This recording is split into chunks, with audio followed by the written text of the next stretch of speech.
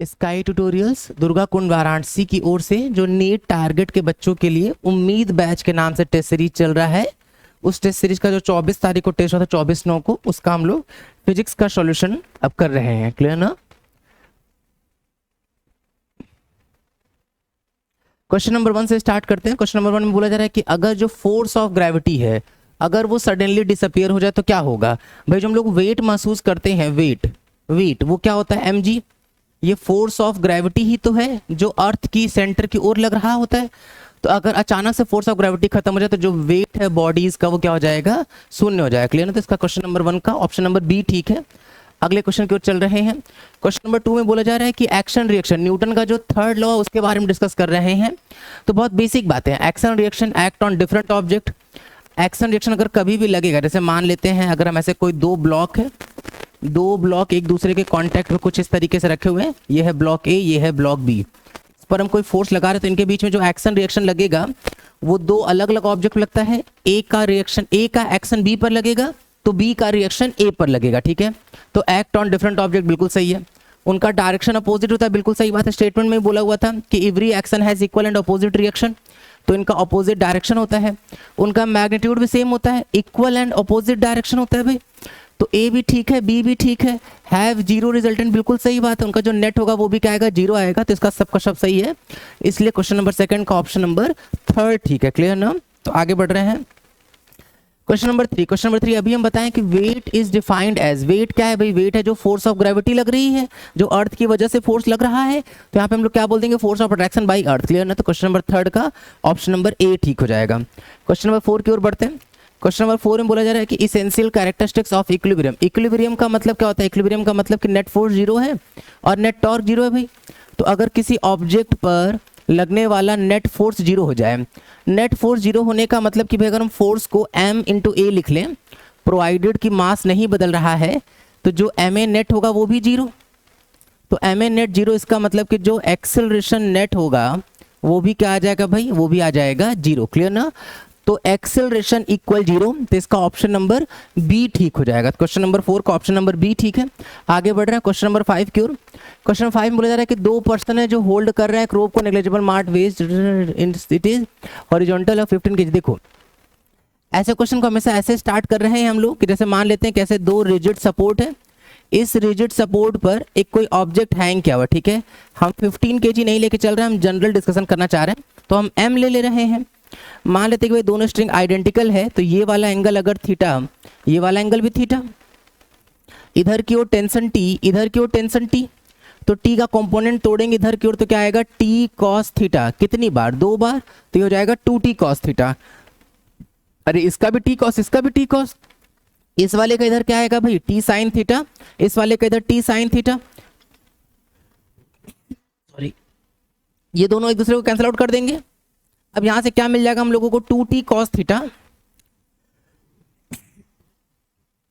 Sorry 2t cos theta is equals to क्या हो जाएगा, अगर हम लोग यहाँ पे ध्यान से देखें तो 2t cos theta is equals to mg। तो यहाँ पे ये mg, क्योंकि इक्विलिब्रियम में अटेन कराना है हम लोगों को, तो यहाँ से t इक्वल क्या आ जाएगा, यहाँ से t इक्वल आ जाएगा mg अपॉन 2 cos थीटा। यहाँ तक बात समझ में आ रही है? अब क्या बोला गया है, क्वेश्चन बोला गया कि हम लोगों को ये चाहिए कि जो स्ट्रिंग रहे वो कैसे रहे, हॉरिजॉन्टल रहे भाई।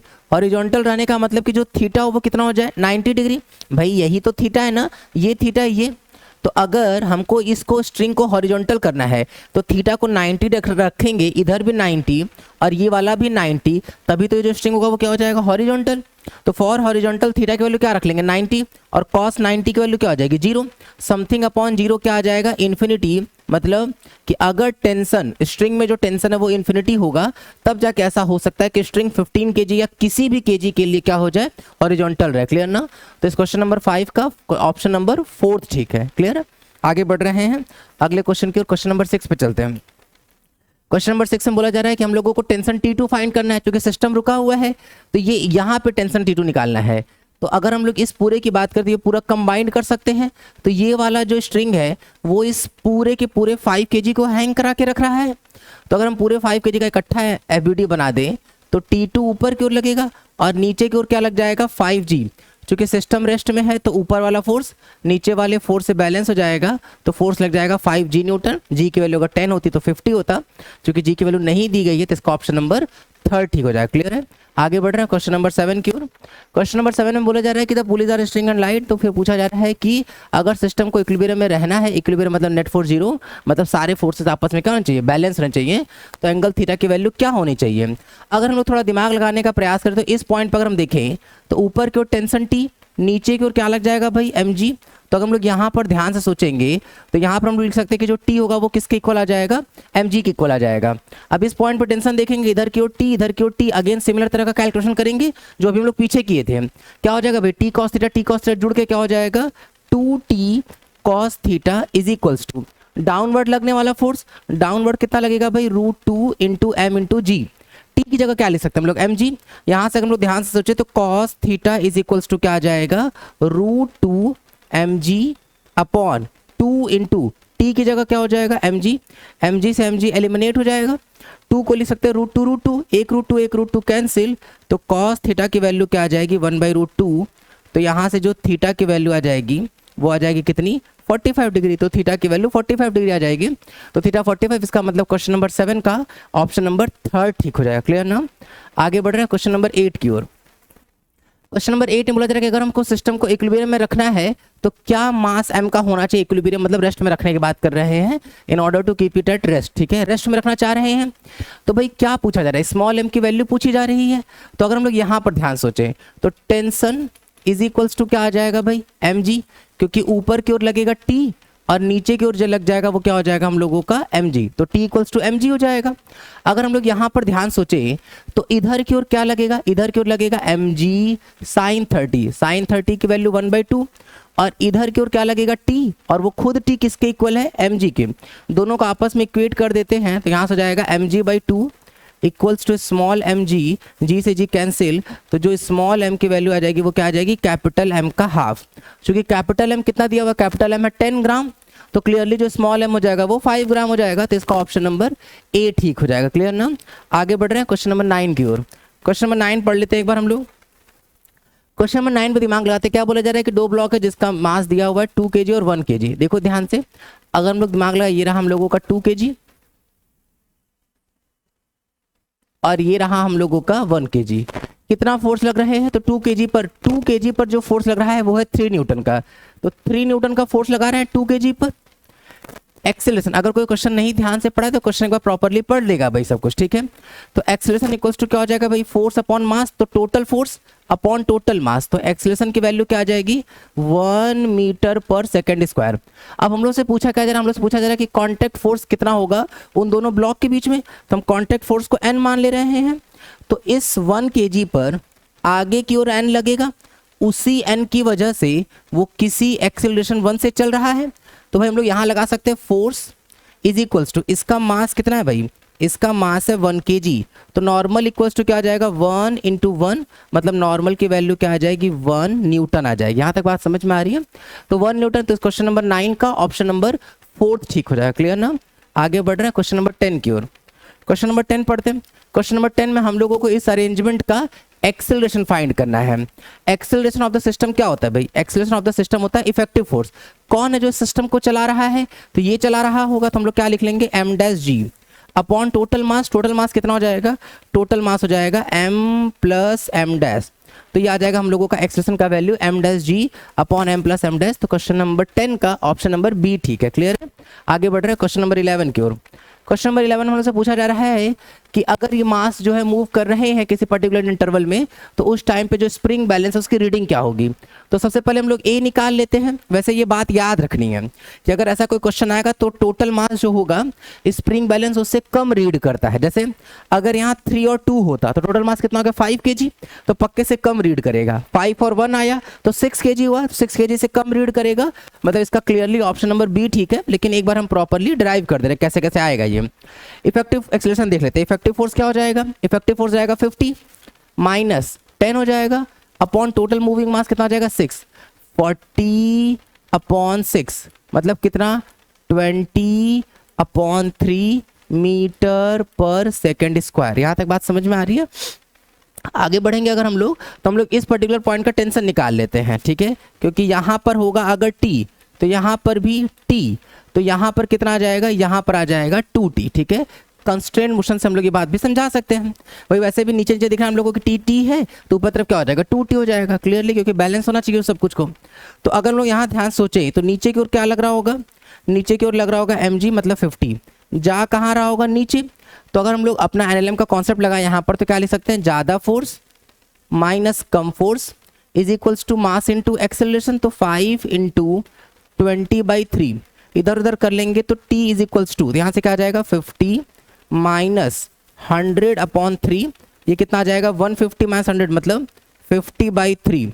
तो जो टेंशन की वैल्यू आ जाएगी वो आ जाएगी कितनी, 50/3 न्यूटन।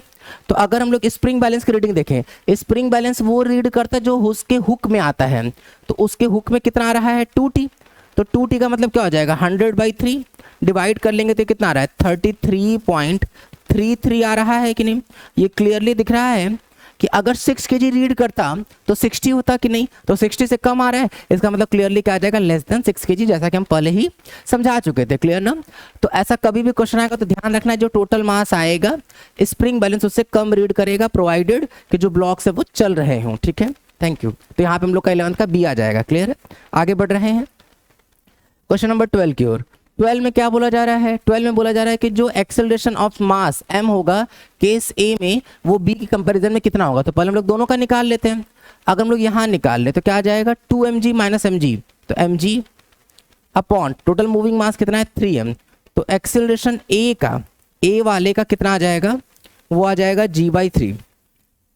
इसका कैलकुलेट कर लेते हैं। अगर एक्सेलरेशन ऑफ b निकाल ले b, तो वो कितना आएगा, वो आ जाएगा 2mg माइनस mg, तो ये भी mg। लेकिन टोटल मूविंग मास यहाँ पे कितना है, केवल जो मास है वो तो m ही है, तो यहाँ पे जो b वाले का एक्सेलरेशन आएगा वो कितना आ जाएगा g आएगा। इसमें कितना आता है g/3, तो a वाले का एक्सेलरेशन b वाले के एक्सेलरेशन से कम है, मतलब स्मॉल a होगा, यहाँ पर स्मॉल a होगा, स्मॉल a वाले का जो एक्सेलरेशन है वो b वाले के एक्सेलरेशन से क्या है, कम है, क्योंकि b वाले का ज्यादा है, तो less than that in case of b। तो इसका मतलब क्वेश्चन नंबर 12 का ऑप्शन नंबर सी ठीक है, थर्ड ठीक है ऑप्शन, ठीक है। आगे बढ़ रहे हैं क्वेश्चन नंबर 13 की ओर। क्वेश्चन नंबर 13 में बोला जा रहा है कि हम लोग को क्या निकालना है, एक्सेलरेशन बताना है। एक्सेलरेशन अगेन अगर हम लोग दिमाग लगाए तो क्या होता है, effective force 30 minus 10 20 upon total moving mass 6 3 9 1 10, तो 10 डिवाइड कर देंगे तो एक्सेलरेशन कितना जाएगा 2 metre per second square. Acceleration होता है effective force upon total mass, तो इसका ऑप्शन नंबर बी ठीक हो जाएगा, क्लियर है। क्वेश्चन नंबर 14 की ओर चलते हैं। क्वेश्चन नंबर 14 में बोला जा रहा है कि जो T1 T2 है उनका रेशियो क्या होगा। अगर वैल्यू पूछा जाता तो हम लोगों को एक्सेलरेशन निकालना पड़ता, लेकिन चूंकि वैल्यू नहीं पूछी जा रही है भाई, f का साइन 30 तो नॉर्मल के साथ चला जाएगा, लेकिन जो f का कॉस 30 है वही इस पूरे सिस्टम को इधर की ओर एक्सेलरेशन दे रहा होगा। तो हम लोग मान ले रहे हैं कि एक्सेलरेशन कितना है a है। तो अगर हम T2 लिखें तो T2 किसको चला रहा है भाई, इस वाले को, तो T2 is equals to mass into acceleration. अगर हम T1 की बात करें तो T1 किसको चला रहा है, इन दोनों को चला रहा है, तो कितना आ जाएगा भाई 12 और 3 15 को कितने से चला रहा है, ए से चला रहा है, दोनों का रेशियो चाहिए। तो यहाँ से हम लोग लिख सकते हैं कि T1 is to T2 is equals to 5:1। तो बस ये आ गया, T1 is to T2 equals to 5:1, मतलब इसका ऑप्शन नंबर 4 ठीक हो जाएगा, क्लियर ना। आगे बढ़ रहे हैं क्वेश्चन नंबर 15 की ओर। क्वेश्चन नंबर 15 पढ़ते हैं एक बार। क्वेश्चन नंबर 15 में बोला जा रहा है कि the force which the rope exert on the block. Actually में हुआ क्या है क्वेश्चन में कुछ ऐसा है कि एक ब्लॉक है, इस ब्लॉक का जो मास दे दिया गया है, ब्लॉक का मास है कैपिटल एम, ब्लॉक का मास है कैपिटल एम, उससे एक रस्सी अटैच है, और ये जो रस्सी है, जो ये स्ट्रिंग है, इस स्ट्रिंग का भी मास है कितना, स्मॉल एम, इसके ऊपर इधर की ओर फोर्स लग रहा है कितना, कैपिटल एफ। तो अगर हम सबसे पहले एक्सेलरेशन लिख लें तो इफेक्टिव फोर्स मतलब एफ अपॉन टोटल मूविंग मास क्या हो जाएगा, एम प्लस एम, क्लियर है। अब यहां पूछा जा रहा है यहां पर कि यहां पर फोर्स कितना होगा, यहां पर, तो यहां पर जो फोर्स होगा उसी फोर्स की वजह से तो ये ब्लॉक आगे की ओर चल रहा है, तो हम लोग यहां मान लेते हैं कि टेंशन है टी, तो फोर्स इज इक्वल्स टू क्या हो जाएगा, मास इनटू एक्सेलरेशन। तो मास कितना है, यहाँ पे जो मास है वो तो कैपिटल एम है कि नहीं, कैपिटल एम इंटू ए हो जाएगा, तो कैपिटल एम और ए की वैल्यू कितनी है भाई, F upon small m plus capital M। तो इसका ऑप्शन नंबर कौन सा आ जा रहा है, थर्ड आता हुआ दिख रहा है। क्लियर है, आगे बढ़ रहे हैं क्वेश्चन नंबर 16 की ओर। बोला जा रहा है कि एक जो स्ट्रिंग है जो लेंथ l का मान, अच्छा हॉरिजॉन्टल टेबल पे रखा हुआ है, ये रखा गया है हॉरिजॉन्टल टेबल पर, ये ऐसे कुछ, ऐसे हवा में नहीं है, फिर से बना दे रहे हैं एक बार। तो ये ऐसा कुछ है इस तरीके से, ये इस तरीके से, ठीक है, देखो ऐसे कुछ रखा हुआ है। अब इसके ऊपर जो फोर्स लग रहा है किसी एक एंड पर, वो है कितना, F। बोला जा रहा है कि tension in the string at distance x from the end eight which the force is applied, मतलब यहाँ से किसी x डिस्टेंस पर टेंशन कितना होगा ये पूछा जा रहा है कि यहाँ पर टेंशन कितना होगा। भाई L लेंथ में कितना मास है, L लेंथ में m मास, तो 1 लेंथ में कितना मास होगा, m/l। तो अगर हम इस वाले की बात करें, इसका मास कितना होगा, तो इसका मास हो जाएगा x लेंथ में कितना हो जाएगा, m/l इंटू एक्स। तो ये क्या मिला, ये जो m/l इंटू एक्स है वो इसका मास मिल जाएगा, मास। तो हम लोग इसको ऐसे कर सकते हैं। अब इसको दो ब्लॉक वाले क्वेश्चन आ देते हैं, एक ऐसा, ये रहा ब्लॉक, और एक रस्सी मासलेस वाली, और ये रहा एक ब्लॉक। इस पर फोर्स इधर की ओर लगा देंगे, कितना हम लोग भाई, F लगा देंगे, ठीक है। ये पूरा सिस्टम किस एक्सेलरेशन से चल रहा है पहले वो पता लगा लेते हैं। तो एक्सेलरेशन इज इक्वल्स टू क्या हो जाएगा भाई, acceleration equals to effective force कितना है, F upon total moving mass कितना है, टोटल मूविंग मास है कैपिटल M। अब यहाँ पे टेंशन T निकालना है हम लोगों को, ठीक है, यहाँ का टेंशन T, तो हम लोग लगा लेते हैं, इसका IBD बना सकते हैं।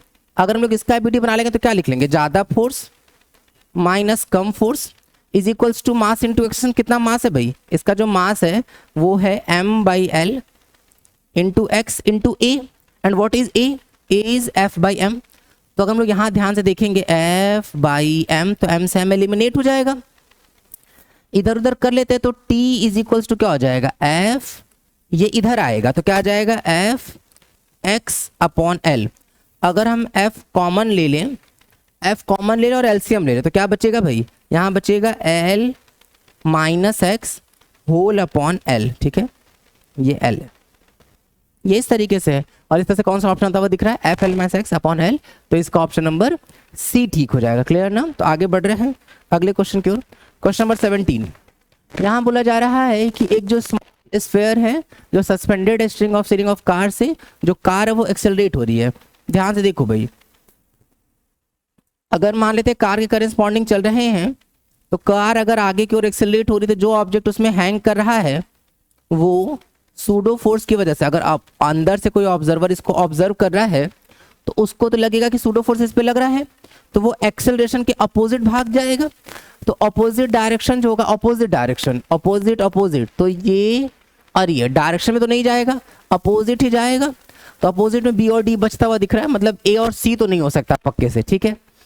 तो ये वाला एंगल पूछा जा रहा है, ठीक है, कितना एंगल होगा। तो अगर हम लोग इस पार्टिकल को ध्यान से देखें तो देखो इधर की ओर क्या लग रहा है, T, ये वाला एंगल थीटा, तो ये वाला एंगल भी क्या आएगा भाई, थीटा। इधर की ओर क्या लग रहा है, सूडो फोर्स ma, क्योंकि याद करो जिधर ऑब्जर्वर का एक्सेलरेशन होता है उसके अपोजिट डायरेक्शन में सूडो फोर्स लग जाता है।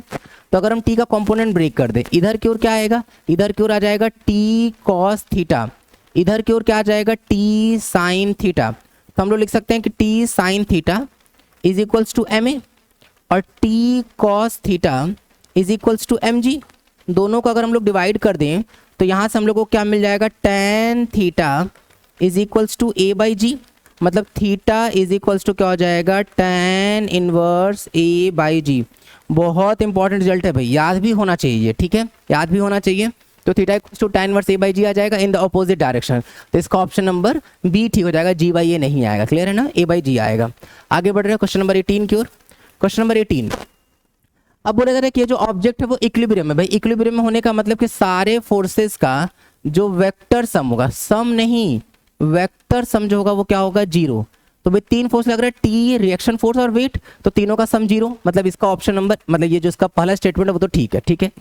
अगर हम लोग और दिमाग लगाएं, अभी ये जैसे हम लोग कंपोनेंट तोड़ते हैं वैसा ही कंपोनेंट तोड़ते हैं। भाई अगर ये थीटा तो ये भी थीटा, इधर की ओर क्या आएगा, इधर की ओर आएगा T cos थीटा, इधर की ओर क्या आएगा भाई, T sin theta.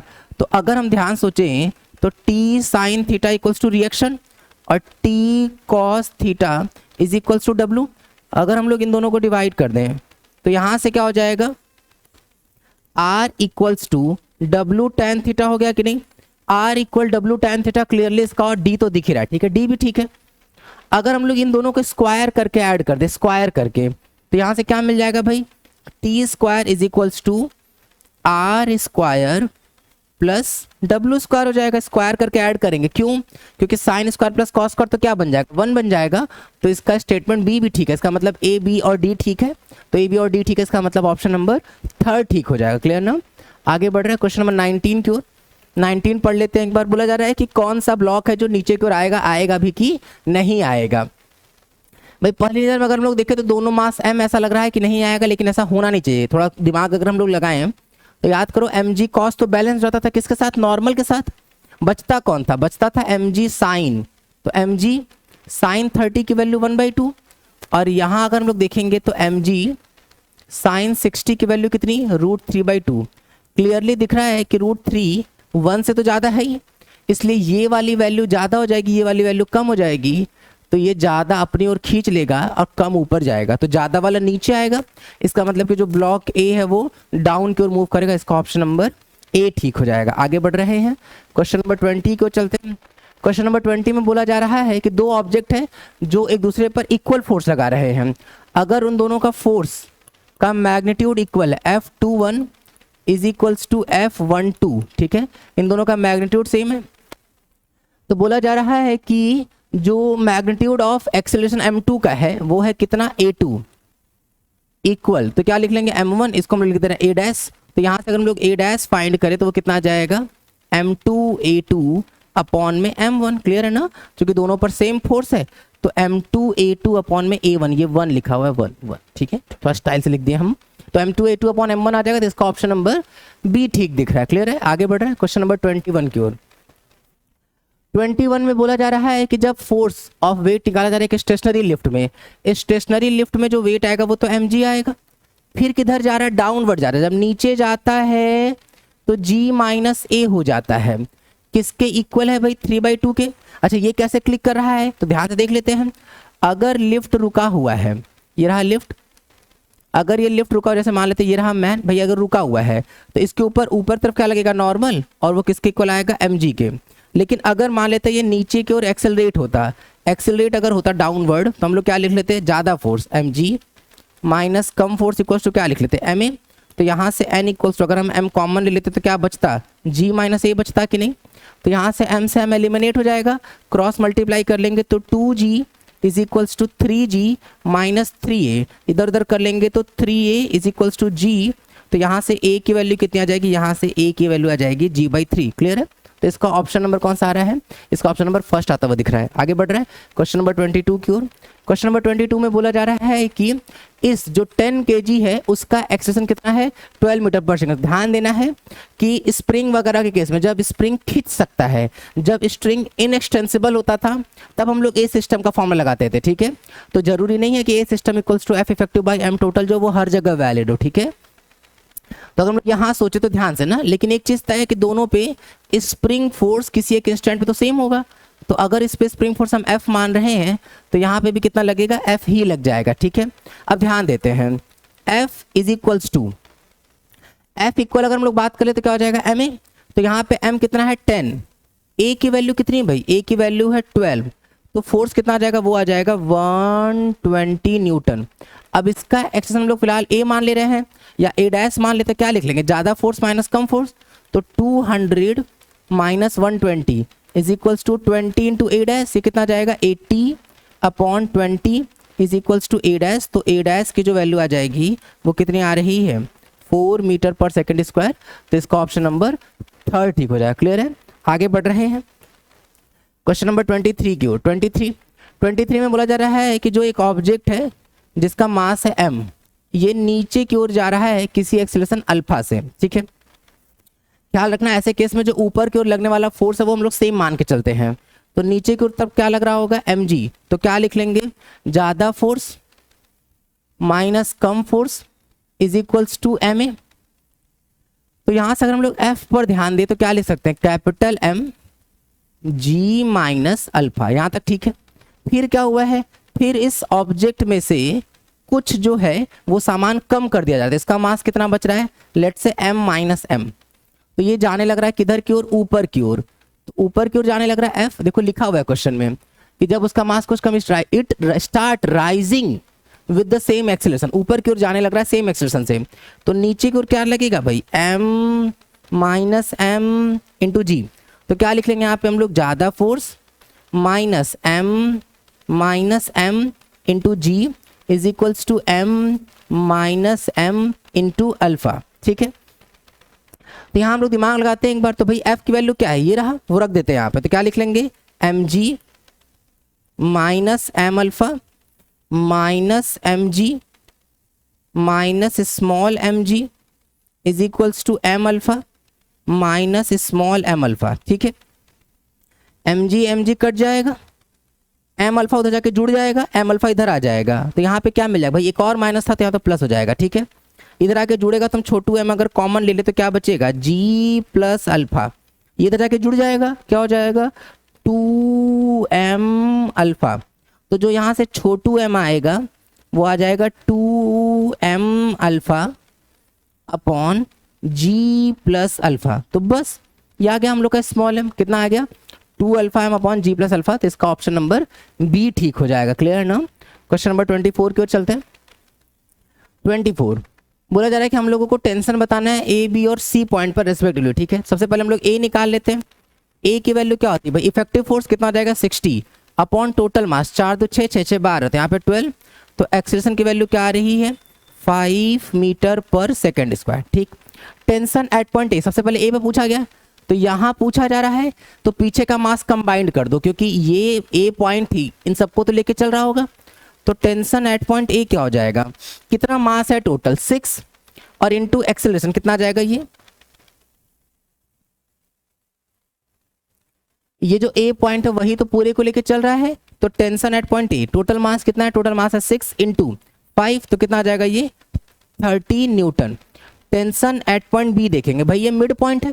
Total mass of the string अगर 2 kg है तो मिड पॉइंट अगर होगा तो इधर का 1 kg होगा, और टोटल देख लेंगे तो 1 इसका और 4 इसका, 4 और 1 5। तो टेंशन एट पॉइंट बी देखेंगे अगर तो कितना जाएगा, 5 इंटू 5, मतलब वो कितना जाएगा 25 न्यूटन आ जाएगा। यहाँ तक बात समझ में आ रही है। अब अगर हम लोग ऐसे सिमिलरली अगर आगे ध्यान दें, आगे हम लोग निकाल सकते हैं क्या, टी सी। अगर हम लोग टेंशन एट पॉइंट सी निकालें, टेंशन एट पॉइंट सी, तो क्या आ जाएगा भाई, यहाँ का निकालना है। तो अब ये टोटल मास कितना है, 4 है, 4 इंटू 5, तो कितना आ जाएगा 20 न्यूटन। ठीक है, तो 30 25 और 20, इसका ऑप्शन नंबर बी ठीक हो जाएगा। क्लियर है। आगे बढ़ रहे हैं क्वेश्चन नंबर 25 की ओर। 25 पे चलते हैं। बोला जा रहा है कि एक on a frictionless table a force F acting on B pulls this system with to the tension in the start string is. देखो ध्यान देते हैं एक बार हम लोग कि कैसे जुड़ा हुआ है लाइट स्ट्रिंग से। लाइट स्ट्रिंग का कोई मास नहीं लेके चलना है। कौन कौन लोग हैं भाई, 2 लोग हैं, 2 ऑब्जेक्ट हैं A और B, A और कोई दूसरा ऑब्जेक्ट है B। इस तरीके से A और B। A का मास कितना दे दिया गया है 30 kg, और जो B है उसका मास कितना दे दिया गया है 50 kg। किसके ऊपर फोर्स लगा रहे हैं, B पर लगा रहा है। F force is acting on B, कितना है भाई F। सिस्टम को कितना एक्सेलरेशन मिल रहा है, 2 मीटर पर सेकेंड स्क्वायर का। तो अगर हम लोग फोर्स की बात कर ले तो हम लोग लिख सकते हैं F is equals to M। M कितना हो जाएगा 80, तो यहाँ पर हम लोग लिख लेंगे तो F is equals to 80 into mass हो गया इंटू एक्सेलरेशन कितना हो जाएगा 2। तो अगर फोर्स पूछा जाता तो कितना आ जाएगा भाई, वो 160 न्यूटन। लेकिन ये पूछा ही नहीं गया है, पूछा गया स्ट्रिंग में कितना टेंशन होगा। तो ये जो टेंशन होगा स्ट्रिंग में वो इस 30 को ही चला रहा होगा कि नहीं, कितने से चला रहा होगा, तो बोलेंगे कि सर वो 2 मीटर पर सेकेंड स्क्वायर से चला रहा होगा। तो टेंशन इज इक्वल्स टू क्या लिख लेंगे, मास इंटू एक्सेलरेशन। तो 30 इंटू 2 मतलब कितना आ जाएगा 60 न्यूटन। तो टेंशन की वैल्यू जो आ जाएगी वो आ जाएगी 60 न्यूटन। तो टेंशन की वैल्यू 60 न्यूटन, इसका मतलब क्वेश्चन नंबर 25 का ऑप्शन नंबर ए ठीक हो जाएगा। अगले की ओर बढ़ेंगे भाई, क्वेश्चन नंबर 26। 26 में बोला जा रहा है कि the force exerted by the block A on the block B is. देखो ध्यान देना, वो फोर्स जो ए लगा रहा होगा बी पर, तो उतना ही फोर्स बी लगा रहा होगा ए पर। तो बी अगर ए पर उतना ही फोर्स लगाएगा तो हम लोग को अच्छा ये है कि हम लोग ए का बी डी बना लें। क्यों? क्योंकि देखो ए का तो मास दिया है लेकिन बी का मास भी दिया हुआ नहीं है। तो ए बी पर जितना फोर्स लगाएगा नीचे, बी ए पर उतना ही फोर्स लगाएगा ऊपर। तो हम लोगों को वो फोर्स निकाल लेना है जो बी लगा रहा है ए पर, ये वही फोर्स होगा जो ए लगा रहा होगा बी पर। तो हम लोग उसको एन मान ले रहे हैं। नीचे की ओर क्या आ जाएगा भाई? नीचे की ओर एम जी मल्टीप्लाई कर लेंगे कितना आ जाएगा? 5। किधर जा रहा है? नीचे की ओर जा रहा है कितने से? 2 मीटर पर सेकंड स्क्वायर से। तो क्या लिख लेंगे? ज्यादा फोर्स माइनस कम फोर्स। तो 5 minus n is equal to क्या हो जाएगा? एम ए 0.5 इंटू 2 कितना आएगा? 1। तो इधर उधर कर लेंगे तो नॉर्मल की वैल्यू क्या आ जाएगी? 4 आ जाएगी। 4 न्यूटन। 4 न्यूटन। इसका मतलब इसका ऑप्शन नंबर बी आ जाएगा क्वेश्चन नंबर 26 का। अगले की ओर चल रहा है क्वेश्चन नंबर 27। बोला जा रहा है कि mark the correct statement. Correct statement पहचानना है जब कोई पार्टिकल किस पे चल रहा होगा? एक स्ट्रेट लाइन पे चल रहा होगा। ध्यान देते हैं, पहला स्टेटमेंट पढ़ते लिखा हुआ है कि अगर x और v दोनों का ऑपोजिट साइन होगा तो पार्टिकल जो होगा वो ओरिजिन की ओर चल रहा होगा। ये बिल्कुल सही है भाई। x अगर हम यहाँ माने, जैसे x हम ले लिए क्या अभी है? अभी ये पॉजिटिव, ठीक है, ये ओरिजिन है, ये ओरिजिन। तो अगर v नेगेटिव होगा, याद रखना ये बात, हमेशा पार्टिकल चलता है v की ओर, घूमने का प्रयत्न करता है, प्रयास करता है किसकी ओर? a की ओर। तो x तो पॉजिटिव में है लेकिन चूंकि v नेगेटिव में है तो पार्टिकल उधर चलेगा जिधर वेलोसिटी होगी, किधर चलेगा? नेगेटिव की ओर। इसका मतलब टुवर्ड्स ओरिजिन जा रहा है कि नहीं? एक और सिचुएशन ले लेते हैं। अगर मान लेते इधर लेके चल रहे हैं कि x की वैल्यू क्या है? x की वैल्यू नेगेटिव यहाँ कहीं है, और v का वैल्यू अगर हम लोग पॉजिटिव ले ले, क्योंकि दोनों का ऑपोजिट साइन लेना है, तो v के लिए पॉजिटिव, तो वापस ये ओरिजिन की ओर ही जा रहा है कि नहीं? तो इसका ऑप्शन नंबर ए क्लियरली ठीक है। x और v का साइन सेम होगा तब तो दूर भागेगा भाई। अगर x भी पॉजिटिव v भी पॉजिटिव तो भाग जाएगा, ओरिजिन की ओर तो नहीं जाएगा, तो गड़बड़ है। v और a का अपोजिट साइन हो तो ऑब्जेक्ट इज स्पीडिंग अप, गलत है। अगर जैसे मानते ऑब्जेक्ट को हम ऊपर फेंके, ऊपर, तो v ऊपर a नीचे, v ऊपर a नीचे, तो स्पीड तो लगातार कम होती है ना, जैसे ऊपर जाता है स्पीड घटता जाता है, हाईएस्ट पॉइंट पे स्पीड 0 हो जाता है। तो ये तो बिल्कुल गलत है। लिखा है कि अगर v 0 होगा तो a ऑल्सो 0 होगा, गलत है भाई। हाईएस्ट पॉइंट पर v 0 होता है लेकिन a तो होता है ना, तो ये भी गलत है। इसका मतलब इसका ऑप्शन नंबर ए ठीक है। क्लियर ना? आगे बढ़ रहे हैं क्वेश्चन नंबर 28 की ओर। 28 में बोला जा रहा है कि x की वैल्यू दी गई हम लोगों को, अलग अलग वैल्यूज पूछी जा रही है, u की, v की, a की, सब बेसिक चीजें। सबसे पहले डिफरेंशिएट करते हैं, या तो ऐसा कर लेते हैं, डिफरेंशिएट ही ठीक लग रहा है। तो v निकालेंगे क्या हो जाएगा? dx upon dt। डिफरेंशिएट करेंगे तो सिंपली क्या आ जाएगा? ये u आ जाएगा, ut, तो ut t का 1 हो जाएगा तो u आ जाएगा, माइनस 4u उसका तो 0 हो जाएगा, प्लस 2a। इसका डिफरेंशिएशन करेंगे तो पावर आगे एक पावर कम, तो 2 टाइम्स ऑफ t माइनस 4 हो जाएगा। क्लियर है? और t माइनस 4 का दोबारा से अगर हम लोग करेंगे तो t का 1 और 4 का तो 0 ही हो जाएगा। तो जो v की वैल्यू आ रही है वो कितनी आ गई? u प्लस 2 नहीं, u plus 4a into T minus 4। अब क्वेश्चन बोल जा रहा है इनिशियल वेलोसिटी, तो t की वैल्यू 0 रख देते हैं। अगर हम t 0 रखेंगे तो जो v आ रहा है वो कहीं ना कहीं u माइनस 16a आ जा रहा है, ठीक है। और क्लियरली ये तो u तो नहीं आ रहा है, तो इसका मतलब जो पहला है वो तो गड़बड़ हो गया भाई। एक बार और सोचते हैं, इसको डिफरेंशिएट करते हैं, फिर से कहाँ गया? ये रहा, इसको डिफरेंशिएट करते हैं तो एक्सेशन निकालेंगे, इसका तो 0 और 4a t का 1, तो जो एक्सेलरेशन आएगा, एक्सेलरेशन वो आ रहा है 4a, एक्सेलरेशन आ रहा है 4a, बिल्कुल परफेक्ट है। तो b सही, इसका मतलब c गड़बड़ है। तो b सही है, b सही है, b सही है, b, इसका मतलब कि ये d वाला तो ऑप्शन गड़बड़ हो जाएगा, ठीक है। अब आगे देखते हैं, बोला गया कि t equal 4 second particle is at origin. अगर हम t इक्वल रख देंगे 4 minus 4 0 0 into something 0, 4 minus 4 0 0 into something 0, तो x की वैल्यू 0 आ रही है, इसका मतलब ये बिल्कुल परफेक्ट है। इसका मतलब इसका b और d ठीक है, तो b और d ठीक है, इसका मतलब इसका ऑप्शन नंबर 3 ठीक है। अच्छा क्वेश्चन है, SC वर्मा में क्वेश्चन है, ठीक है, तो ध्यान रहिए। अगले क्वेश्चन चल रहे हैं, क्वेश्चन नंबर 29। लिखा हुआ है कि अगर पार्टिकल को अलग अलग एंगल पे फेंका गया है तो पार्टिकल का क्या है जो ग्राउंड पर सेम होगा? तो ग्राउंड पर जो उसका सेम होगा वो होगा उसका स्पीड, ठीक है। स्पीड हम एक बार बता देते हैं कि कैसे आ रहा है ये, ठीक है, दिमाग लगा लेते हैं। अगर मान लेते हैं, एक जनरल बात कर लेते हैं कि ये रहा हाइट h, ध्यान सुनना, ये रहा हाइट h। अगर हम लोग यहाँ से एक ऑब्जेक्ट को किसी v स्पीड से किसी थीटा एंगल पर प्रोजेक्ट कर दें, थीटा एंगल पर, एक बार ड्रॉप भी कर लेते, चलो अगर ड्रॉप करें, ड्रॉप करेंगे, नहीं सबको v स्पीड से फेंका ही जा रहा है ना। अगर हम नीचे की ओर फेंक दें, नीचे की ओर v स्पीड से नीचे की ओर फेंक दें, ये रहा h हाइट, ठीक है। तो अगर हम यहाँ पे फाइनल वेलोसिटी निकाल रहे हैं, फाइनल, तो v v फाइनल, तो v का स्क्वायर ना, ये v फाइनल की बात कर रहे हैं, तो u स्क्वायर, g भी नीचे है h भी नीचे, दोनों नेगेटिव होगा, नेगेटिव नेगेटिव पॉजिटिव हो जाएगा, तो कितना आ जाएगा 2gh। तो जो v फाइनल आ रहा है वो अंडर रूट में v स्क्वायर प्लस 2gh आएगा। ये v इनिशियल वेलोसिटी, ध्यान देना इस बात में, ठीक है। तो फाइनल कितना आ गया under root v square plus 2gh। अगर हम थीटा एंगल पे फेंके और वो भी यही आ जाए, इसका मतलब थीटा से इंडिपेंडेंट हो गया कि नहीं, इसका मतलब थीटा चाहे कुछ भी रहे यही आएगा। इसका मतलब कि अगर हम लोग इसको ये ला दे, इसका फाइनल वेलोसिटी अगर ये ला दी है तो काम हो जाएगा। तो दिमाग लगाना शुरू करते एक बार भाई। वैसे तो क्लियरली याद रखना है कि जब भी पार्टिकल पहुंचेगा अलग अलग समय पे पहुंच सकता है, अलग अलग जगह पहुंच सकता है, लेकिन जब भी पहुंचेगा तो इसी वेलोसिटी से ही पहुंचेगा। तो ये तो क्लियरली याद रखना है, ठीक है। क्वेश्चन बहुत अच्छा है, याद ही रखना है इसको। लेकिन चलो प्रॉपर एक बार ड्राइव करने का प्रयास करते हैं एक बार। इधर की ओर क्या आएगा भाई v cos थीटा, चूंकि x के लॉन्ग कोई एक्सलेशन नहीं है तो ये कभी भी नहीं बदलेगा। अगर पार्टिकल ऐसे ऐसे ऐसे ऐसे ट्रैवल करते हुए ग्राउंड पे आ भी रहा है तो इसकी जो इधर की ओर वेलोसिटी होगी वो तो क्लियरली क्या रहने वाली है बताओ, v cos थीटा ही रहेगी, वो बदलेगी नहीं, ठीक है। अच्छा ये वाली वेलोसिटी एक बार देख लेते हैं, इधर की ओर क्या आएगा v sin थीटा, ठीक है। तो y वाली वेलोसिटी को सॉल्व करते हैं, तो vy square is equals to u y कितना है v square sine square theta, ठीक है। g भी नीचे h भी नीचे, तो दोनों पॉजिटिव हो जाएगा, तो क्या आ जाएगा प्लस 2gh। ये किधर क्यों आएगा, नीचे क्यों आएगा, तो वी वाई की वैल्यू क्या आ जाएगी अंडर रूट में v square sine square theta और प्लस में क्या आ जाएगा 2gh, ठीक है। ये y के लॉन्ग है और ये किसके लॉन्ग है x के लॉन्ग। तो अगर हम v नेट निकालेंगे तो v नेट क्या होता है अंडर रूट vx का स्क्वायर प्लस vy का स्क्वायर। तो अगर हम इसका स्क्वायर कर दे तो क्या आ जाएगा v square cos square theta plus इसका स्क्वायर क्या आ जाएगा v square sine square theta plus 2gh।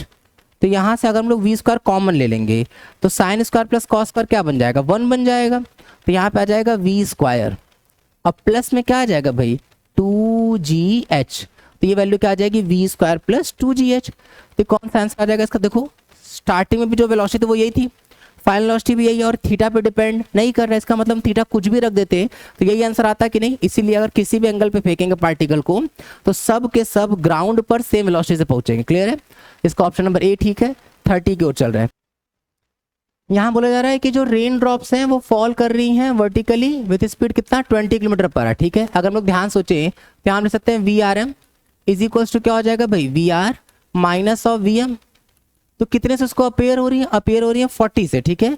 40 is equals to v r की वैल्यू कितनी है 20 और माइनस ऑफ क्या है वी एम, ठीक है। अब ध्यान देते डायरेक्शन पे, फॉलिंग वर्टिकली, वर्टिकल फॉल करी मतलब क्या हो जाएगा माइनस ऑफ जे कैप, ठीक है।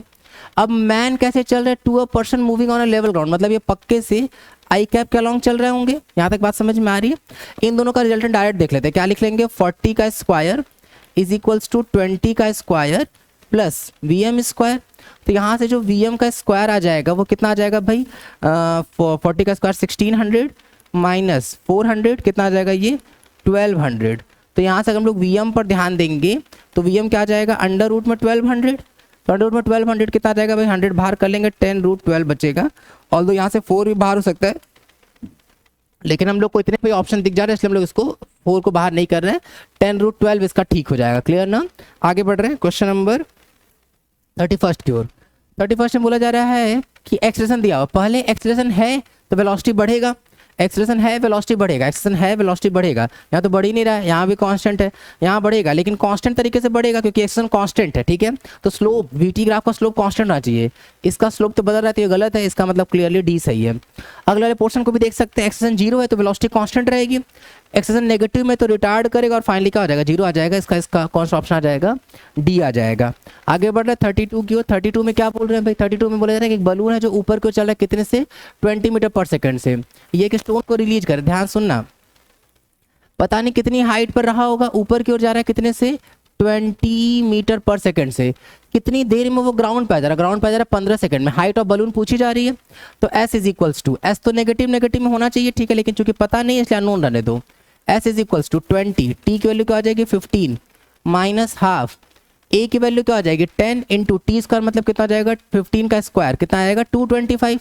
ये कितना आ रहा है, ये आ रहा है 300 आ रहा है क्या, तो ये आ जाएगा 300 माइनस कितना आ जाएगा 5 इंटू 225, यहाँ से चाहे तो हम लोग कॉमन ले सकते 5, कितना आ जाएगा 60 माइनस 225, तो पहले 20 जाएगा तो 205, 40 और चला जाएगा तो 5, यहाँ पे कितना आ रहा है, ये 5 आ रहा है, 22 6 कितना आ जाएगा, ये 16 आ रहा है क्या, माइनस में मल्टीप्लाई कर लेंगे एक बार तो 5 5 जा 25, 2 कैरी 5 जा 32, 3 कैरी 5 1 जा 5 और 3 825 मीटर माइनस में। अब माइनस का मतलब यही था कि भाई वो ऑब्वियसली बात है पीओपी के नीचे आएगा तो एस नेगेटिव होना ही चाहिए था, तो 125 आता हुआ दिख रहा है, इसका ऑप्शन नंबर बी ठीक हो जाएगा। क्लियर ना। अगले क्वेश्चन की ओर चल रहे हैं, क्वेश्चन नंबर 33 पे चलते हैं भाई। 33 बोला जा रहा है कि 2u से चल रहा है 3u से चल रहा है एक इंस्टेंट पर, तो उनके respective distance eight which the two cars stop. देखो स्टॉपिंग डिस्टेंस का फॉर्मूला क्या होता है, स्टॉपिंग डिस्टेंस का फॉर्मूला होता है v square proportional to s, मतलब हम लिख सकते हैं क्या कि v1 square upon v2 square is equals to क्या हो जाएगा s1 अपॉन s2, तो 2u का स्क्वायर क्या हो जाएगा 4u square upon 9u square is equals to s1 upon s2, eliminate कर देंगे तो क्या आ जाएगा 4:9, इसका ऑप्शन नंबर 3 ठीक हो जाएगा। क्लियर है। आगे बढ़ रहे हैं, x की वैल्यू दी गई है, y की वैल्यू दी गई है, तो अगर हम लोग dx अपॉन dt कैलकुलेट कर ले तो वो क्या आ जाएगा 8 अल्फा t का क्यूब, और अगर हम लोग dy अपॉन dt कैलकुलेट कर ले तो वो आ जाएगा 16 बीटा t का क्यूब। तो अगर हम नेट वेलोसिटी की बात करें, क्लियर ना, तो नेट वेलोसिटी क्या हो जाएगा भाई अंडर रूट में इन दोनों का स्क्वायर, तो यहाँ दिख रहा है कि 8t क्यूब तो हम आराम से कॉमन ले सकते हैं, तो अगर हम 8t क्यूब को कॉमन लेके बाहर भी कर दे रूट के तो यहाँ 8t क्यूब तो बाहर, अब अंडर रूट में क्या बचेगा अल्फा का स्क्वायर और प्लस यहाँ क्या बचेगा भाई 2 बीटा का स्क्वायर, मतलब कितना हो जाएगा यहाँ पे 4 बीटा का स्क्वायर। क्लियर ना, तो इसका ऑप्शन नंबर 4 आता हुआ दिखेगा। क्लियर है, तो question number 34 option number D ठीक है। आगे बढ़ते हैं 35, a particle is projected from ground at the origin. देखो y इक्वल क्या दिया हुआ 10x माइनस 2x स्क्वायर, दिमाग लगाते हैं एक बार, अगर हम लोग कोशिश करें तो y इज इक्वल टू क्या ले सकते हैं 10x, कॉमन ले लेते हैं तो क्या आएगा भाई यहाँ पर 1 minus 2x square upon 10x, भाई जब कुछ कॉमन नहीं हो पाता तो उससे डिवाइड कर देंगे, तो यहाँ से क्या आ जाएगा y is equals to 10x minus मतलब 10x ब्रैकेट में 1 माइनस, अगर कट कुट कर दे हम लोग यहाँ पे तो क्या आ जाएगा x अपॉन 5 आ रहा है। क्लियरली अगर हम लोग इसको कंपेयर कर ले किसके साथ x tan theta under bracket 1 minus x by r के साथ, तो हम लोगों को रेंज क्लियरली दिख रहा है कि इसका जो रेंज आएगा रेंज वो पक्के से कितना आ जाएगा भाई, वो आ जाएगा 5 मीटर। ठीक है, एक बार फिर से सोचते हैं, वापस एक्चुअल क्वेश्चन चलते हैं। y इज इक्वल्स टू क्या है 10x माइनस 2x स्क्वायर, अगर हम इसको कंपेयर करें किसके साथ x tan theta minus gx square upon 2u square cos square theta के साथ, क्योंकि हम लोग से टाइम ऑफ फ्लाइट पूछा, रेंज वगैरह तो पूछा नहीं गया है, तो यहाँ हम लोग कंपेयर करेंगे तो ये तो ठीक है tan थीटा, ये जो 2 है वो इस पूरे का काम करेगा कितने का, तो g upon 2u square cos square theta is equals to क्या आ जाएगा 2 से कटेगा ये 10 तो 5 हो जाएगा, इधर उधर देखेंगे तो u square cos square theta is equals to ये इधर तो क्या आ जाएगा 5/2, तो यहाँ से u कॉस थीटा क्या आ जाएगा पूरा रूट लग जाएगा अंडर रूट 5 अपॉन टी। अब हम लोगों को याद क्या होना चाहिए, हम लोग को रेंज का फॉर्मूला याद होना चाहिए। रेंज का फॉर्मूला एक और भी होता है u cos theta into time of flight, horizontal velocity into time of flight. ठीक है, अब हम लोगों को पता क्या, अब हम लोगों को रेंज पता है, रेंज कितना है 5, u कॉस थीटा कितना है अलग अलग करें √5 अपॉन √2 इंटू किसके इक्वल टाइम ऑफ फ्लाइट के इक्वल, 5 को क्या ले सकते हैं √5 लिख सकते हैं, 2 बार √5 यहाँ पे हो जाएगा, अगर नहीं दिख रहा होगा तो ध्यान सुनते चलो, तो √5 एलिमिनेट क्रॉस मल्टीप्लाई कर लेंगे √5 में √2 का मल्टीप्लाई करेंगे तो कितना जाएगा √10 सेकंड, तो थोड़ा सा कैलकुलेशन ज़्यादा था और बाकी कुछ है नहीं, तो क्वेश्चन नंबर 35 का ऑप्शन नंबर ए ठीक हो जाएगा। आगे बढ़ रहे हैं क्वेश्चन नंबर 36, हम लोग का सेक्शन बी स्टार्ट होता है। यहाँ से एक ऑब्जेक्ट है जिसको u स्पीड से फेंका गया है, तो टाइम ऑफ फ्लाइट के बारे में कुछ पूछ रहे हो, टाइम ऑफ फ्लाइट दिए हुए हैं भाई, टाइम ऑफ फ्लाइट क्या होता है जितना जाने में समय लगेगा उतना आने में, तो 2u अपॉन g इफेक्टिव लिखते थे कि नहीं। अच्छा जो लिफ्ट है वो कहाँ जा रहा है, लिफ्ट जो है वो moving upward to the acceleration with which the lift is moving up. Lift जो है वो कहाँ जा रहा है, ऊपर की ओर जा रहा है। जब लिफ्ट ऊपर की ओर जाएगा तो 2u अपॉन जी प्लस ए हो जाएगा कि नहीं, क्रॉस मल्टीप्लाई कर लेंगे तो g plus a is equal to क्या हो जाएगा 2u अपॉन टी। तो यहाँ से अगर हम लोग a पर ध्यान दे देंगे तो वो आ जाएगा 2u अपॉन टी माइनस में क्या हो जाएगा g। तो 2u अपॉन, अच्छा एलसीएम भी लेना है तो यहाँ पे एलसीएम ले लेंगे, क्या हो जाएगा 2u minus G T upon में t आ जाएगा। क्लियर है, तो ये इस तरीके से इसका हो जाएगा। तो 2u minus G T upon T, तो इसका ऑप्शन नंबर 3 ठीक है। क्लियर है, आगे बढ़ रहे हैं। क्वेश्चन नंबर 37 की ओर। 37 में बोला जा रहा है कि एक टैप है जिसे वाटर, देखो क्या बोला जा रहा है कि जब फर्स्ट ड्रॉप टच कर रहा है ग्राउंड को तो उस टाइम पे जो 5वां ड्रॉप है वो लेफ्ट कर रहा है, छोड़ रहा है किसको, टैप को। अब ऐसे क्वेश्चंस में क्या याद रखना था, ऐसे क्वेश्चंस हम लोग को याद रखना था कि जितने ड्रॉप की बात की जाएगी उससे एक कम टाइम इंटरवल होगा। मान ले रहे हैं कि जो उनका रेगुलर टाइम इंटरवल गिरने का है वो है कितना, t0। तो जब 5वां चल रहा है तो ये ऐसे, ये ऐसे, ये ऐसे और ये कुछ ऐसे, ठीक है। तो इसको कितना टाइम मिल चुका होगा, 0, इसको मिला होगा t0, इसको मिला होगा 2t0, इसको मिला होगा 3t0 और इसको मिला होगा 4t0। वही हम बताएं कि भाई जितने ड्रॉप उससे एक कम टाइम इंटरवल। 4t0 में ये ग्राउंड टच कर रहा है मतलब 10 मीटर ट्रैवल किया है, तो क्या हो जाएगा हाफ जी, और यहाँ क्या हो जाएगा 4t0 का स्क्वायर हो जाएगा कि नहीं। अगर हम लोग इसको कट कर दे कितना आ जाएगा, ये 5 से कट जाएगा 2, तो यहाँ पे आ जाएगा 2 इज इक्वल्स टू 4t0 का स्क्वायर। इसका होल स्क्वायर अगर हम ओपन कर दे तो क्या आ जाएगा यहाँ से 16 t0 का स्क्वायर। तो यहाँ से t0 का जो स्क्वायर आ जाएगा वो कितना आ जाएगा 1/8 आ गया। ठीक, तो ये 1/8 आया। अब देखते हैं इस क्वेश्चन में क्या पूछा गया। पूछा जा रहा है कि थर्ड ड्रॉप उस स्टैंड पे कहाँ होगा। तो भाई ये रहा फर्स्ट, सेकंड, थर्ड ये रहा थर्ड ड्रॉप। थर्ड ड्रॉप को कितना टाइम मिला है 2t0। ध्यान देना नीचे से काउंट कर रहे हैं 1 2 3 4 5, तभी तो फिफ्थ है ये, तो थर्ड होगा। यहाँ पे क्या लिख लेंगे हाफ जी, इसका स्क्वायर करेंगे क्या हो जाएगा 4t0 का स्क्वायर। 2 से कट कर देंगे 2, 10 का तो 20 और t0 का स्क्वायर कितना है भाई 1/8। 4 से कट कर लेंगे तो 5/2 मतलब कितना आएगा 2.5 मीटर। 2.5 मीटर कहाँ से, ऊपर से 2.5, लेकिन कहाँ से बोला गया हम लोगों को, ग्राउंड से पूछा गया है। तो 10 में से माइनस कर देंगे, 10 में से अगर हम लोग 2.5 माइनस कर देंगे तो क्लियरली इसका कौन सा आ जाएगा 7.5 मतलब 15/2 आ जाएगा। क्लियर है, इस तरीके से आगे बढ़ेंगे। क्वेश्चन नंबर 38 की ओर चलते हैं। 38 में हम लोगों को दे दिया गया f, भाई f दिया हुआ है तो यहाँ से अगर हम लोग लिखें इसको तो dv इक्वल्स टू क्या आ जाएगा 2t स्क्वायर प्लस 3t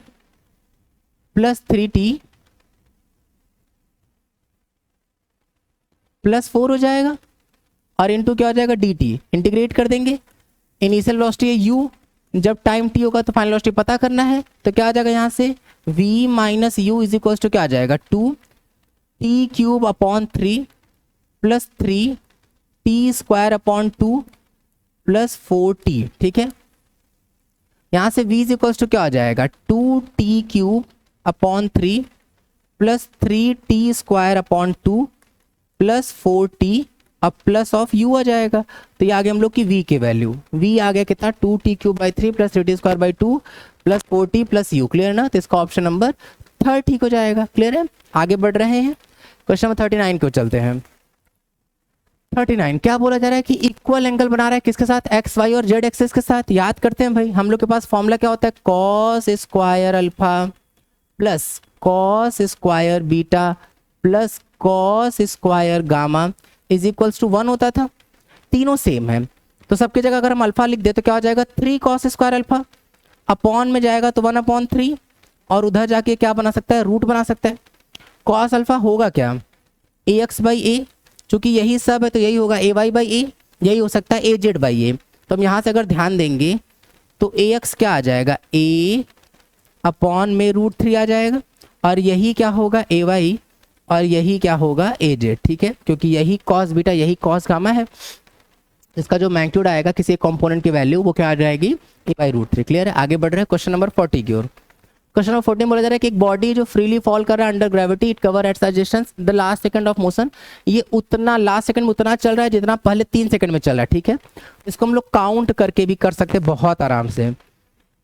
भाई पहले सेकंड में कितना चलता है 5 मीटर, अगले में 15 मीटर, अगले में 25 मीटर, अगले में 35 मीटर। इसको हटा रहे हैं ग्राउंड को, अगले में 35 मीटर और फिर अगले में कितना चलेगा 45 मीटर। पहले 3 सेकंड का हम लोग जोड़ लेते हैं, तो पहले 3 सेकंड का अगर हम ऐड करें कितना आ जाएगा भाई, ये भी तो 45 ही आ रहा है। तो आखिरी सेकंड में पहले 3 सेकंड के सम के इक्वल चलता है, तो बोले चल गया। तो कितना लगा 1 सेकंड, 2 सेकंड, 3 सेकंड, 4 सेकंड और 5 सेकंड। इसका मतलब क्लियरली कितना सेकंड लगेगा इसको, 5 सेकंड लग जाएगा। तो क्वेश्चन नंबर 40 का ऑप्शन नंबर बी ठीक है। 41 पे चलते हैं। बोला जा रहा है दो पार्टिकल जिनको डिफरेंट हाइट से गिराया जा रहा है तो उनका स्पीड पूछा जा रहा है। भाई स्पीड क्या होता है, √2gh। तो अगर हम लोगों से यहाँ से v1/v2 पर ध्यान देंगे तो अंडर रूट, भाई 2g तो एलिमिनेट हो जाएगा, h बचेगा। तो h कितना है 8/12। 4 से इसको कट कर लेंगे तो 4 2 जा 8, 4 3 जा 12, तो रूट में 2/3। तो √2/3 आ रहा है, कोई ऑप्शन नहीं है, तो ऊपर से √2 से मल्टीप्लाई करेंगे तो ऊपर तो 2 बन जाएगा और नीचे √3 पहले से था, √3 √2 का मल्टीप्लाई, तो कितना आ जाएगा ये √6 आ जाएगा। इसका ऑप्शन नंबर बी आता हुआ दिखेगा। क्लियर है। क्वेश्चन नंबर 42 की ओर चल रहे हैं। 42 लिखा हुआ है, रिलेशन दिया हुआ है किसका, t और x का। तो हम लोगों से एक्सीलरेशन के बारे में बात की जा रही है। सबसे पहले t पर ध्यान देते हैं। t की वैल्यू क्या दी गई भाई, 2x² प्लस 3x। इसको डिफरेंशिएट कर देते हैं यहीं पर, किसके रेस्पेक्ट में, विद रेस्पेक्ट टू टाइम। ये 1 हो जाएगा और 2x और dx/dt क्या बन जाएगा, वेलोसिटी, और 3x का 1 और dx/dt क्या बन जाएगा, dx/dt जो है वो बन जाएगा वेलोसिटी। तो यहाँ से अगर हम लोग v कॉमन ले ले तो क्या मिलेगा 1/4x प्लस 3। अगर हम a निकाले डायरेक्ट तो a क्या होता है भाई, जब v as a function of x हो तो a की वैल्यू ये हो जाती है।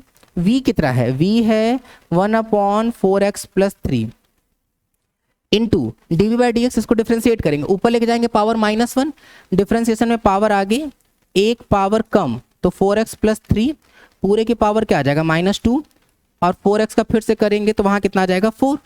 तो यहाँ पे अगर हम a पर ध्यान दें कितना आ जाएगा -4/4x प्लस 3, नीचे 2 1 पहले से था तो कितनी पावर 3 पावर। तो अगर हम लोग a पर ध्यान देंगे तो कितना आ जाएगा -4। v क्या था 1/4x प्लस 3, ये क्या है 1/4x प्लस 3 का होल क्यूब, मतलब ये v का क्यूब हो जाएगा। तो जो a की वैल्यू आ जाएगी वो क्या आ जाएगी माइनस में 4v³। क्लियर ना। तो क्वेश्चन नंबर 42 का ऑप्शन नंबर 3 आ जाएगा। आगे बढ़ रहे हैं 43 की ओर चलते हैं। 43 में एक्सेलरेशन डिस्प्लेसमेंट ग्राफ दिया हुआ हम लोगों को of state and external figure. Initial velocity जो पार्टिकल का वो है कितना 0। Find velocity of particle when displacement s equals to 16 metre. क्या चाहिए इनको, इनको चाहिए वेलोसिटी कब, जब पार्टिकल का डिस्प्लेसमेंट कितना है 16 है। कैसे स्टार्ट किया था, रेस से स्टार्ट किया है, तो v² इज इक्वल्स टू क्या हो जाएगा 2as, तो v² इज इक्वल्स टू 2। अब a इंटू एस, इसका मतलब एरिया निकालना पड़ेगा, 1/2 इंटू बेस इंटू हाइट, तो कितना आ जाएगा ये 2 आएगा, प्लस यहाँ कितना रहा, ये आ जाएगा 6 इंटू 2, कितना आ जाएगा ये 12, प्लस यहाँ पे देखेंगे 1/2 into sum of the parallel height 6 into 2, तो 6 इंटू 2 6 इंटू 2, प्लस यहाँ पे देखेंगे तो 1/2 इंटू बेस इंटू हाइट, तो कितना है 6 और 4, 6 4 जा 24। तो यहाँ देख लेते हैं v² is equals to 2 into 14, 2 से 2 कटा 14 और 6, 14 और 6 20, 2 से कटा 2 से कटा तो 12, 20 और 12 32। तो यहाँ से v इज इक्वल्स टू क्या आ रहा है 8 मीटर पर सेकेंड आ जाएगा। तो इसका ऑप्शन नंबर 3 ठीक हो जाएगा। क्लियर है ना। आगे बढ़ रहे हैं क्वेश्चन नंबर 44 की ओर। 44 में बोला जा रहा है कि स्पीड जो वो 3u और 5u दिया हुआ है, the ratio of the respective displacement eight which both stopped in same time interval, दोनों का सेम टाइम इंटरवल में रोका जा रहा है। तो रेशियो ऑफ रेस्पेक्टिव डिस्प्लेसमेंट देखो ध्यान देना, पहले दोनों का अलग अलग चल रहा है। फाइनल वेलोसिटी 0, इनिशियल कितना है 3u, रिटार्डेशन पता नहीं है लेकिन समय सेम है। तो यहाँ से अगर हम लोग a पर ध्यान दें तो वो क्या आ जाएगा 3u अपॉन में t। यहाँ ध्यान देते हैं फाइनल वेलोसिटी 0, इनिशियल था 5u, a पता नहीं a b लेकिन टाइम है सेम। तो यहाँ से अगर हम लोग a b पर ध्यान देंगे तो वो आ जाएगा कितना 5u अपॉन t। ठीक है। अब हम लोग थर्ड इक्वेशन मोशन लगाते हैं, v² 0, u² क्या हो जाएगा 9u² माइनस 2, a की जगह क्या लिख देंगे 3u upon t into s ए। यहाँ तक ठीक है। इधर उधर करेंगे अगर तो हम लोग देख सकते हैं कि यहाँ से आ जाएगा 6u upon t into s a is equal to क्या आ जाएगा 9u²। एकदम सेम तरीके से यहाँ अप्रोच करते हैं।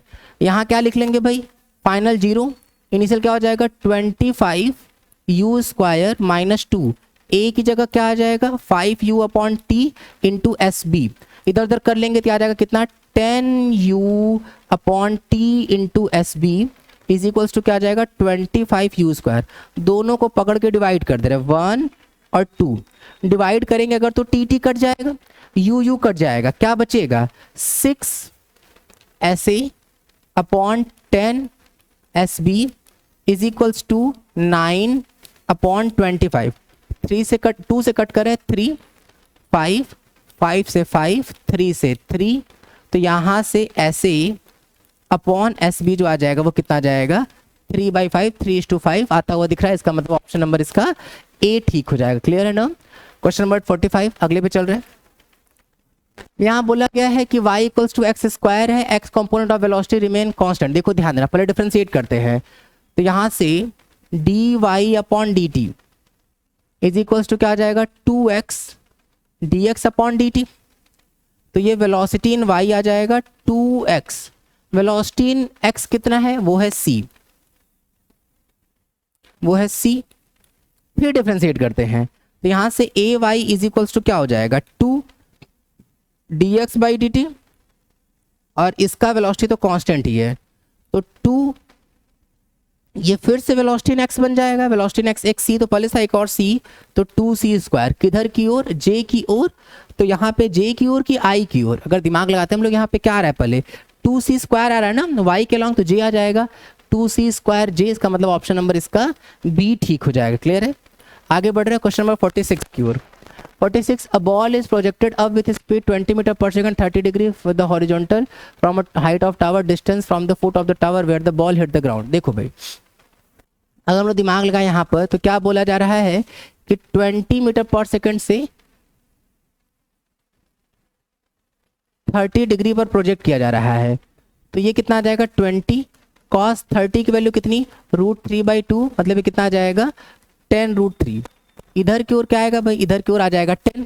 अब ये जा कहाँ रहा है, अब ये जा रहा है ऊपर और फिर ये नीचे आ रहा है। ठीक है, ध्यान सुनना, ये कितना है, ये है 10 मीटर पर सेकेंड।